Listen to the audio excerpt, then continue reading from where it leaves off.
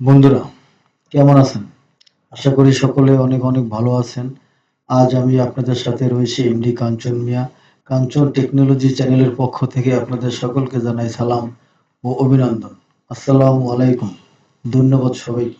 বন্ধুরা, আজ আমি আপনাদেরকে দেখাবো আপনার হাতে থাকা অ্যান্ড্রয়েড মোবাইল ফোনটি দিয়েই আপনি ঘরে বসেই কিভাবে লোগো তৈরি করতে পারবেন এবং খুব সহজেই একটা অ্যাপ্লিকেশনের মাধ্যমেই আপনি thumbnail, banner, YouTube art play স্টোরে গিয়ে লিখবেন পিক্সেল ল্যাব লিখে সার্চ দিলে পরে আপনি ওই অ্যাপসটা ইনস্টল করবেন। ইনস্টল করার পরে আপনি ওপেন করবেন। ওপেন করার পরে আপনার এরকম আসবে। এরকম একটা ইন্টারফেস আসার পরে আপনি ক্যান্সেল দেবেন। ক্যান্সেল দেওয়ার পরে আপনি ডিলিট আইকনে ক্লিক করবেন। ডিলিট আইকনে ক্লিক করার পরে ওকে দেবেন। ওকে দেওয়ার পরে যে পিক্সেলটা আছে এটা আপনার সঠিক মাপ না। সঠিক মাপটা নিতে হইলে আপনি এই থ্রি ডটে যাবেন। থ্রি ডটে যাওয়ার পরে আপনি এখানে অনেক অপশন আছে। আপনি যাবেন ইমেজ সাইজ।